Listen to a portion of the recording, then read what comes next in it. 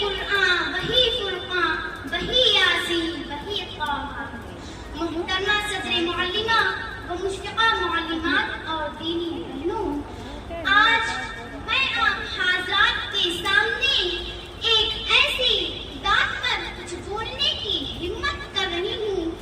جس کی زندگی کا ہر پہلو دنیا کے تمام انسانوں کے لیے آب حیات کا درجہ رکھتی ہے، اور اسی مقدس ذات کے بارے میں ایک عیسائی مؤرخ نے لکھا ہے کہ میں نے حضرت لقمان علیہ السلام کی دانائی پڑھی، منطق اور فلسفہ کے امام ارسطو اور بوڑھی سینا کے دور بینی بھی دیکھی، رستم و صحرا پہلوانوں کا جائزہ بھی لیا، مشرق اور مغرب کی ساری لیڈرشپ اور عرب و عجم کے تمام لٹریچر کا جائزہ بھی لیا، لیکن مجھے ایسا قائد اور رہنما جس کی زندگی کا ہر پہلو بے داغ اور پسندیدہ ہو، جس کو دیکھ کر اپنے اور پرائے سب محبت کرنے پر مجبور ہو جائیں، سوائے محمد عربی صلی اللہ علیہ وسلم کے اور کوئی نظر نہیں آتا۔ عزیز سامعات، یہ حقیقت ہے کہ آپ نے مٹی کے ذروں، پانی کے قطروں، چڑھتے بادلوں، کودتی بجلیوں، زمین کی بستیوں اور بلندیوں، غرض کی ہر جگہ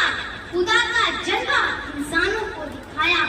دشمنوں کو اپنے اعلیٰ اخلاق، تعلیمات و تربیت سے اپنا جانثار بنایا، انسانوں میں سے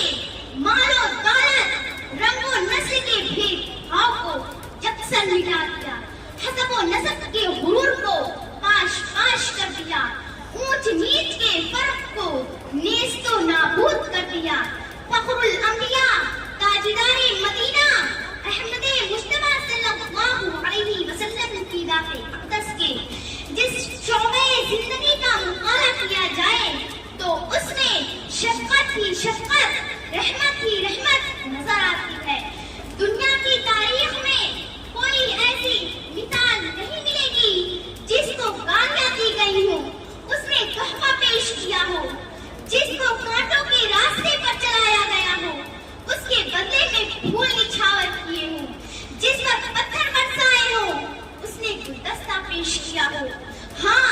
اگر وہ مثال اور نمونہ ملے گا تو سرزمین حجاز کے رہنے والے، ببہا کی گلیوں میں چکر لگانے والے محمد عربی صلی اللہ علیہ وسلم کی ذات اقدس میں ملے گا۔ کون نہیں جانتا کہ فتح مکہ کے بعد حرم کے ذہن میں دشمنان اسلام اور سرداران قریش بھی جمع تھے، ان میں وہ بھی تھا جو آپ کی راہ مبارک پر کانٹے بچھایا کرتا تھا، ان میں وہ بدبخت بھی تھا جس نے آپ کی مقدس گردن پر اونٹ کی گوشت ڈالی تھی، ان میں وہ بھی تھا جس نے حضرت سمیہ رضی اللہ عنہا کو شرمناک طریقے پر شہید کیا تھا، ان میں وہ وحشی بھی تھا جو حضرت کے چچا حضرت امیر حمزہ کا قاتل تھا، ہندا بھی تھی جو رئیس کفار ابو سفیان کی بیوی تھی، وہ ہندا جو معرکہ احد میں اپنی سہیلیوں کے ساتھ گا گا کر سپاہیوں کا دل بہلاتی اور جوش دلاتی تھی، اس نے نظر مان رکھی تھی کہ جب تک حمزہ کا کلیجہ چاک کر کے نہ چباؤں گی اس وقت تک چین نہ لوں گی، چنانچہ ایسا ہی ہوا، آپ شہید کر دیے جاتے ہیں، ہندا پیٹ کو چاک کرتی ہے، کان ناک کاٹ کاٹ کر چباتی ہے اور اپنی ناپاک روح کو جھوٹی تسلی دیتی ہے، ان میں اکرمہ بھی تھا جو دشمنان اسلام ابو جہل کا فرزند تھا، ان میں صفوان بن امیہ بھی تھا جو مسلمانوں کا شدید ترین دشمن تھا، ان میں بہار بن اسد بھی تھا جو ایک حد تک حضور اکرم صلی اللہ علیہ وسلم کی صاحبزادی حضرت زینب رضی اللہ عنہا کا قاتل تھا، ان میں ابو سفیان بھی تھا جو سرغنہ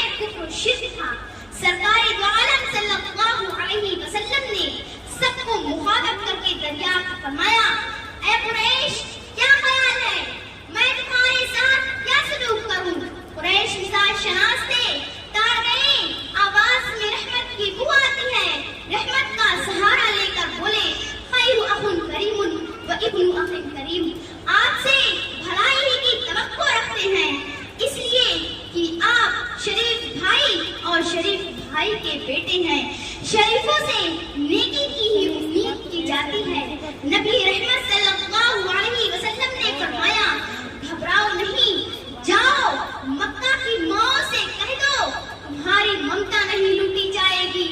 مکہ کے بچوں سے کہہ دو تمہیں یتیم نہیں بنایا جائے گا. مکہ کی بہنوں سے کہہ دو تمہارے دوپٹے نہیں اتارے جائیں گے. آج جس نے گلے پر تلوار چلائی تھی اس کو گلے سے لگایا جائے گا. جس نے سینے میں خنجر گھونپا تھا اس کو سینے سے چمٹایا جائے گا. جو پیغام موت کر کر حملہ آور تھا اس کو جامع حیات دیا جائے گا. آج تم پر کوئی مواخذہ نہیں, جاؤ تم سب کے سب آزاد ہو. پھر اعلان فرمایا آج جو ابو سفیان کے گھر چلا گیا اس کو امان ہے, جو مسجد حرام میں داخل ہو گیا اس کو امان ہے, جس نے گھر کا دروازہ بند کر لیا اس کو امان ہے. الیوم یوم المرحمہ, آج بدلہ نہیں معافی کا دن ہے. میری بہنوں, پیغمبر اعظم صلی اللہ علیہ وسلم کا یہی انقلابی کردار تھا جس نے دنیا کو مسخر کر دیا. کہنے والے نے سچ کہا ہے, تلوار سر کاٹتی ہے, کردار دل جیتتا ہے. تلوار کی پہنچ گلے تک اور کردار کی پہنچ دل کی گہرائی تک ہوتی ہے. جہاں تلوار ناکام ہوتی ہے وہاں کردار فتح کا جھنڈا گاڑتا ہے. تیر و تلوار کی طاقت سے زمین تو چھینی جا سکتی ہے لیکن کسی کا دل نہیں جیتا جا سکتا. دلوں کو ہاتھ میں لینے کے لیے ضرورت